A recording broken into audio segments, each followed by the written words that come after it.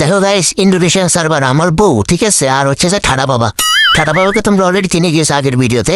তো এটা হচ্ছে ইন্দোনেশিয়ান সার্ভারে একেবারে লাস্ট জোন, ঠিক আছে, লাস্ট জোন। আর মাত্র একটা এনিমি আছে এবং আমার বউ, আর হচ্ছে যে ঠাডা বাবা পিছিয়ে আছে, মানে আমার আইডি থেকে আমার বউ খেলতেছিল। এবং ভাই ড্রেসের দিকে তাকায়ও না ভাই, খুবই হট, মানে সেক্সি ড্রেসটা আমাদের ভাবি হয়।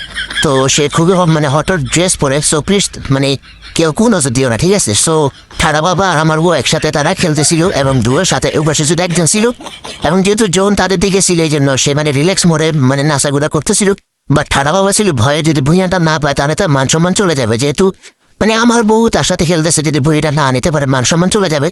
সেই জন্য ঠাডা বাবা ম্যাচটা খুবই গুরুত্ব দিয়ে খেলতেছিল। তো যাই হোক, আমার বউ ছিল রিল্যাক্সে, বাট ঠাডা বাবা ছিল খুবই সিরিয়াস, যেভাবে বইটা আনতে হবে ভাবির সামনে তাকে প্রমাণ করতে হবে। তারপরেও সে ভাবির রিকোয়েস্টে সে নাচা কুতা করে, কিছুই করার নেই। তো গাইস শেষে কিন্তু একটা এনিমি আছে সামনে। তো তোমার কি মনে হয় এটাকে কে মারবে, আমার বউ নাকি ঠাডা বাবা? তোমার কি মনে হয়? বাট আমার বউ এখানে ঠাডা বাবাকে চান্স দেয় মারার জন্য। আদৌ কি ঠাডা বাবা তাকে মারতে পারে আর ভুঁইয়াটাকে আনতে পারে? সেটাই তোমরা পরের ভিডিওতে দেখতে পাবা। তো দেখার জন্য অবশ্যই আমার চ্যানেলের সাবস্ক্রাইব লেখাবে হমনে জোরে এক লাথি মারো, খুশি মারো, কেমন?